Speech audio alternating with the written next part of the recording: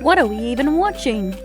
World War II, Oversimplified, Part 2. I'll link Part 1 down below. I was really enjoying the first part because it gave me some more like insight into World War II, because I'm not the most for World War I, World War II history, so I love learning new things. We're going to get into this because people were begging for a Part 2 from Part 1, so here you are, my delinquents and YouTube.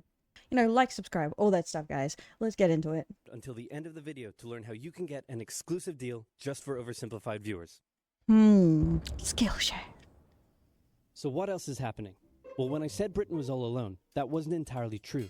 Many Commonwealth nations and other allied Look, it's me. Can you see me behind my head? That's a good question. But Australia and New Zealand is there. Trust. colonies had joined the war in Britain's support. They would play a key role throughout the war, particularly in the African and Italian campaigns.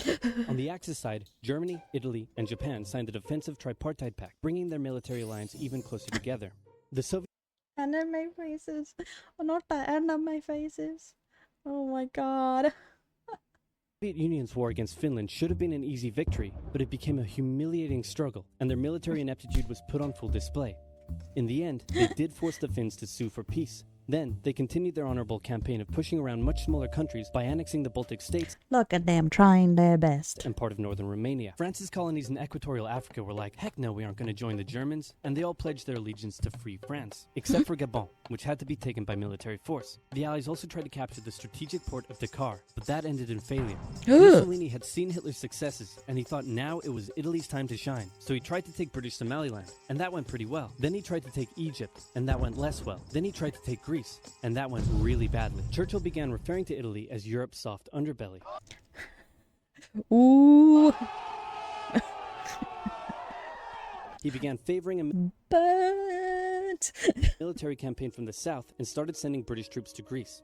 All of this had Hitler pretty concerned, and he moved to protect his southern flank. He had been getting friendly with Hungary and twisted their arm into signing the Tripartite Pact and joining the Axis powers. Romania was also eager to join for protection against the Soviet Union. The Tripartite Pact was designed to prevent any other countries from deciding to join the Allies, specifically Britain's old ally, the pesky United States of America. When war first broke out, American public opinion was strongly against joining in. In 1940, there was an election. The Republican candidate said, guys, what the fuck? I thought we were homies.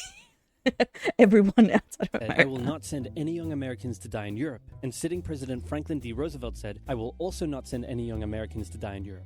Unless I have to, then I might. And Roosevelt won. Churchill asked him to join the war, but Roosevelt said, no can do, Winston. But you know what? Here, have some weapons. America began supplying the Allies with food and munitions, but there was one problem. German U-boats were sinking thousands of Allied supply And they continued until, I guess, the last 2 They still give everyone a lot of weapons still. ships in the Atlantic, including American ones. If the Germans Give, I mean sell. Like, they sell them. Just, like, you know, keeping it real there. could sever Britain's supply line, the UK would starve. Throughout the war, the Allies had to come up with better technology to fight the U-boats. Improved radar, aircraft with longer range, better weaponry and convoy tactics. At one point, a man even called a meeting and said, Pykrete. You take some wood, you take some ice, you put them together, you get Pykrete. And then he pulled out a gun and shot some wood and it shattered. And then he shot some Pykrete and the bullet ricocheted off it and hit someone else in the conference room. Oh my god. I don't know if that's accurate to how it happened, but I'll believe him for now, okay? I'll believe him. Then they tried to make a Pykrete aircraft carrier, but that idea was scrapped because that's a really dumb idea. In the end, Alan Turing and his team of codebreakers cracked Germany's Enigma code, and the U-boats gradually became less and less of a threat. Back in Africa, Britain decided to push And that's when they treated him like shit, because he was gay, even though he's helped save everyone. Thank you, 1940s. Italy out of Egypt. Hey, that was pretty easy. So they kept going. Hitler realized he was going to have to finally step in and do something. He went to Bulgaria and Yugoslavia and said, hey, I'm going to move troops through you to get to Greece. So either join us or, you know, be invaded. Bulgaria opted to join them. Yugoslavia opted to be invaded. Then Greece finally fell to the joint German-Italian invasion. The British had moved troops from North Africa to fight in Greece, which helped Rommel and his tank divisions push the British back to Egypt. And they could have kept going, but a small, mostly Australian force held out under siege for 8 months in Tobruk, denying the Aussie. Oi, oi, oi. There we go. strategic port city and disrupting their supply line. Despite having some success in the Middle East, the British didn't seem like any real threat for now. Hey, Soviet Union, look out. With 3 million troops, Hitler launched the largest ground invasion in history, and Stalin was far from ready. Both Churchill and Roosevelt had warned him of an impending attack, but he dug his head in the sand and the Soviets didn't stand a chance. Germany made staggering progress, with huge encircling movements capturing mind-boggling numbers of Russian troops. 250,000 at Bialystok, Minsk, 300,000 at Smolensk, nearly 700,000 at Kiev, and again at Vyazma and Bryansk. Leningrad was put under a siege that would last an insufferable 4 years. The invasion of Russia had been Hitler's main ideological goal from the beginning, and his hatred for the ethnic peoples there was now unleashed in all its fury. The Bro, who didn't he hate at this point? Jesus. Eastern Front of the Second World War was brutal for all that endured it. The Germans were now inside of Moscow, and that's it. It's all over. But then it happened. It got cold. Stupid cold. Hitler had hoped the Soviets would give up before winter, but they kept fighting. To be fair, that's like their number one tactic. I'm gonna wait till they're freezing their tits off, and then they'll just want to go. Commanders came to him and said, "Can we please dig in for the winter and wait until spring?" "No, keep going." "But oil is literally freezing inside our vehicles." "That's fine, keep going." "We're having to leave the corpses of our frozen horses by the side of the road so we can still find our way in the snowdrift." "Perfectly normal, keep going." What an Hitler hadn't given idiot. his millions of men winter clothing and supplies because he thought he really should have won by now. Then, Stalin called in troops from the Siberian front, specially trained to fight in the extreme cold, and the Germans were no match. They were now being pushed back. They had no choice but to dig in and wait for winter to end. Germany's victories were staggering, and Japan was What kind of dumb ass fights the Russians dead of winter? That's dumb. eager not to miss the victory bus. Their war in China had come to a standstill, but they wanted to keep expanding their sphere of influence and getting those sweet, sweet raw materials. They began making plans to expand Oh baby, that oil. southward, but there was a problem. Southeast Asia was heavily colonized by America and Great Britain. It was also full of ocean. Ocean meant naval combat, and there was no way the Japanese Navy could stand up to the US and the UK. So they thought, wouldn't it be nice if we could destroy their navies before we begin our conquest? And so it was. On December 7th, 1941, the Japanese launched a surprise air raid on the US Pacific Fleet at Pearl Harbor and inflicted a huge amount of damage. They also attacked British colonies in Southeast Asia. Roosevelt had no choice but to declare war on Japan, and so did Churchill. Hitler then declared war on America, even though he totally didn't have to. The attack Oh, so he declared war on America because they declared on his ally? Okay. on Pearl Harbor seemed like a big Japanese victory, but they didn't attack any of the naval repair yards, fuel storage tanks, or the submarine base, meaning the Pacific Fleet would be up and running again pretty soon. In the meantime, though, the Japanese were able to begin their conquest. They took Guam, the Gilbert Islands, Wake Island, Hong Kong, and the Philippines. They forced Thailand to join them so they could march their troops through to Malaya. They swept through Singapore, North Borneo, the East Indies, New Guinea, the Solomons, and they were now threatening northern Australia and the borders of India. Japan's victory had been as staggering as the Germans, and it reinforced the Japanese idea that Yeah, see, threats, but they threatened us, but they didn't have major plans to come into us, from my memory. But that was at the time. If they would have kept winning, that probably would have changed. this was a divine war which they were destined to win, but their victories had been based on speed, not power, and power would eventually catch up with them. For now, though, in all occupied nations, the people suffered. Persecution, forced labor, harsh punishments for any who spoke out against their occupiers. In Europe, the Nazis were rounding up ethnic minorities and other unwanted groups and individuals. In particular, millions of Jewish people would suffer through the terrible events of the Holocaust. Brave resistance movements rose up in defiance of their invaders, while the people held out for hope. And hope was coming. Winter was over, and Hitler could continue his push eastward. But this time, he switched up his strategy. He wanted to focus on the south. His plan was to cut off the Russian armies in the Caucasus, an area full of oil, and then invade the Caucasus and take all the oil. His forces moved across the north with ease, and Hitler got cocky. He rerouted the 4th Panzer Army south early, leaving the 6th Army to complete the encircling movement alone. To do so, the 6th Army had to reach and take the key Soviet city of Stalingrad. The Russians defended it fiercely, and Stalingrad saw some of the harshest fighting of the entire war. The Soviets held up the German advance for 5 months as they battled. It's so funny, like, in giant wars, even if they're worldwide, there are a lot of, like, single victories that are so important to who wins in the end. In the war-torn city, which bought them valuable time. When the Germans had first launched their invasion a year earlier, the Soviets had moved their factories to the east. Those factories had been building a butt-ton of tanks and aircraft and getting the Soviet army up to scratch. Now, it was ready. Stalin gathered his new and improved forces around the city, and in an attack that resembled Hitler's own encirclement tactics, they began surrounding the 6th Army. Hitler's commanders came to him and said, "Hey, maybe we should retreat." But Hitler said, "No, you stay."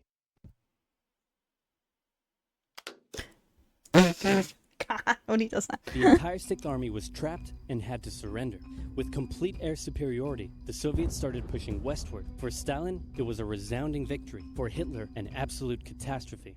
Things also weren't looking too good for Hitler elsewhere. With America now in the war, Allied bombing over German cities reached devastating levels. In Africa, the British had pushed Rommel back again. There is so much that he did just because he had zero patience. Like, if he would have just waited,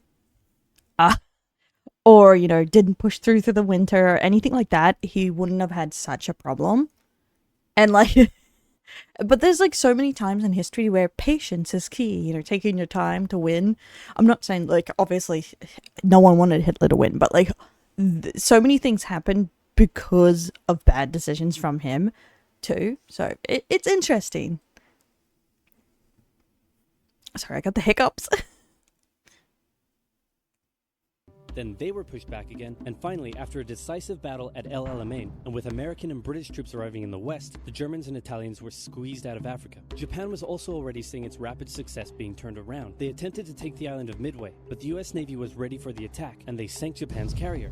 Actually, they sank a lot of them. It was a battle from which the Japanese Navy would never recover. British, Indian, and Chinese troops held the line in the harsh jungle terrain of Burma. Sunk their battleship. And the Japanese suffered losses in the Solomon Islands and New Guinea. They began to realize they were not invincible. With the Axis out of Africa, the Allies had to decide their next move. Churchill still wanted to attack from the south, while the Americans preferred a full sea invasion in northern France. All right, said the Americans, we'll do it your way. Allied forces successfully landed in Sicily and began moving north. They also carried out bombing raids over Rome. The thing was, many of the people in Sicily had relatives living in America, and they greeted the American troops quite warmly. With the war reaching home territory, most Italians just weren't that into it. And they're like, hello, homie. Welcome home. See, immigration can be good, guys.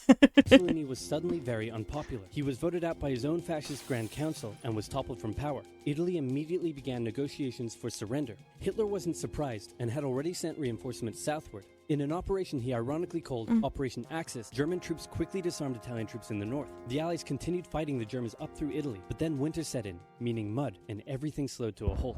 All right, said the Americans, let's do it our way as well. Germany had made itself a lot of enemies, and millions of Allied troops had been gathering in England. Yep, at some point everyone's against you.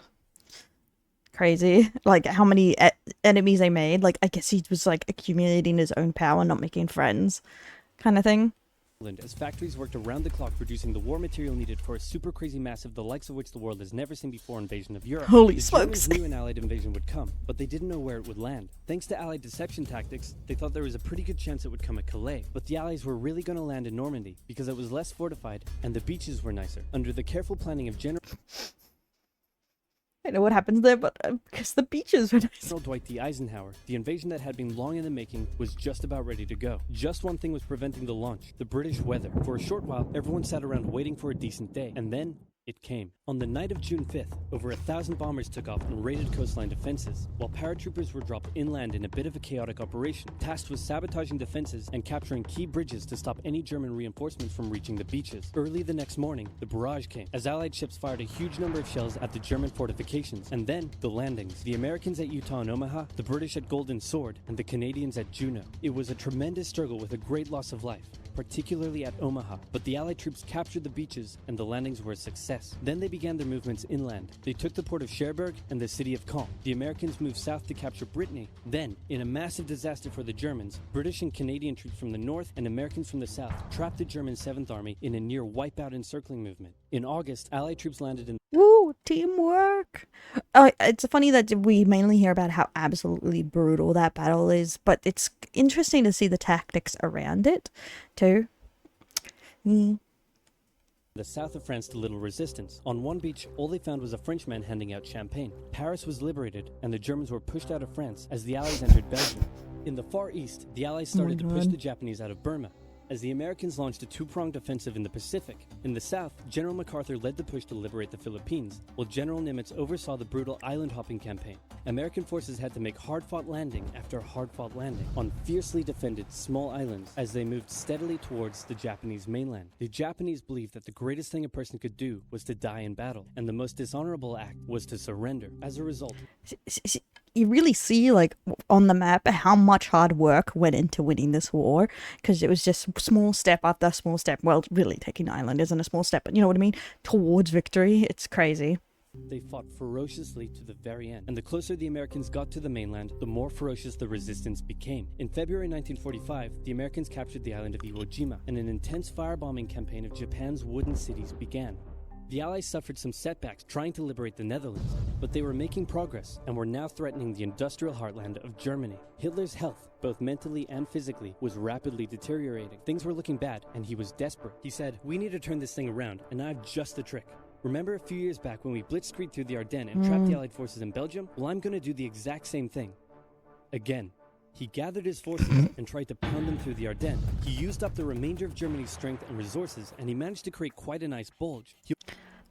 It's kind of sad to think how many Germans died and so many, like, people died because of someone's greed. He also trapped some American forces in the Belgian town of Bastogne. The Germans sent the trapped Americans a message saying surrender or be annihilated. When it was read out to the commanding officer, he said, "They want to surrender?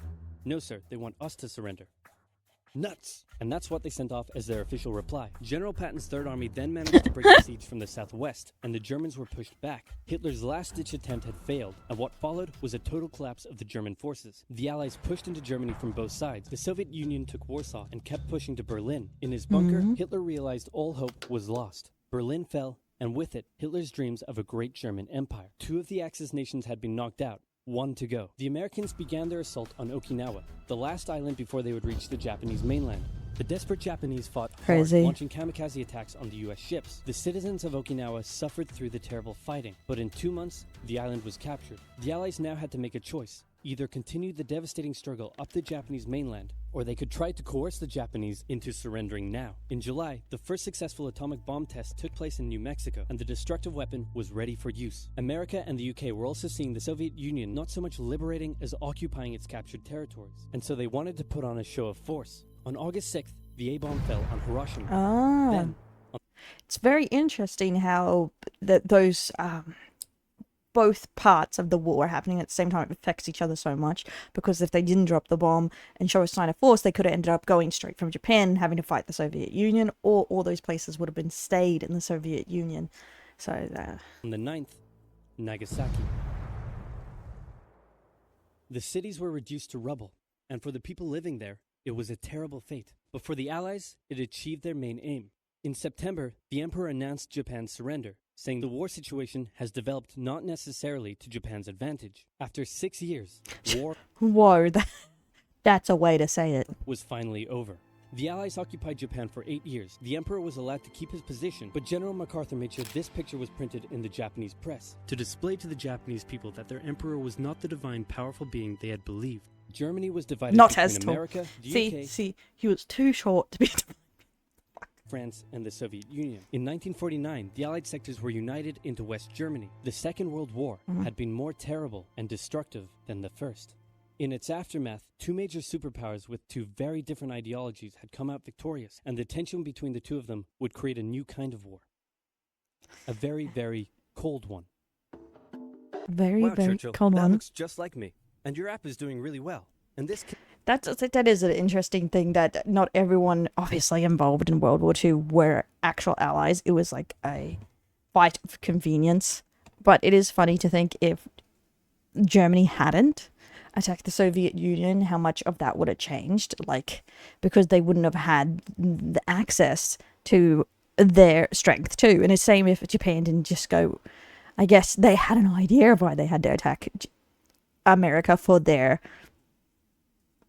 outcome they wanted, but if they didn't do that, it would have been a different outcome too. Quesadilla you made is to die for. How'd you learn to do all this stuff? I used the link in the description to get 2 months of Skillshare for just 99 cents. Wow, tell me more. Okay. Skillshare is an online learning community. Oh my with more God. than 19,000 classes in design, business, technology, and But more. but Churchill, that's what I use YouTube for, and how to make quesadillas. Membership gives you unlimited access to high-quality classes taught by genuine experts working in their field, so you can improve your skills, unlock new opportunities, and do the work you love. And If you want this to learn is how I'm convinced to learn to do a different skill that I won't become incredibly good at, just mediocre. create games, you can check out the courses on using Unity or creating vector art. There are courses for software development, music production, arts and crafts, or if you want to learn how to animate like I do, you can find loads of courses for beginning animation. And Skillshare won't take a heavy toll on your wallet compared to other learning platforms, with an annual subscription being under $10 a month. Woohoo! If you'd like to give it a try first, then I've got a deal just for Oversimplified viewers. The first 1,000 people to use this link, which can also be found in the description. I want to see the difference, because this, I said last time, Skillshare, this was 7 years ago, it was $10 a month now. How much is Skillshare a month now? With 7 years of inflation, you know? I'm curious. Okay, guys, I looked it up, and Skillshare is like only $15 at the moment, so yeah. Okay, that's not as bad. I was thinking last time I used it was like $20, but there's no way it's gone down in price, because I think I used it for something. I really needed to know something from there. But yeah, interesting. I appreciate the Oversimplified, the funny little quips that goes with it. It's a fun way to learn the outlines of history, you know? And I really enjoy that. And the map is very helpful for someone who is geographically challenged like I am. Yeah, it's true. I can't find my way out of a paper box, guys. I get lost all the time. Okay, but if you like this video, don't forget to like, share, subscribe, all that fun stuff, and check out my other channels where you can watch other things with me, either anime or play games, etc., etc. And I'll catch you next time with my delinquents.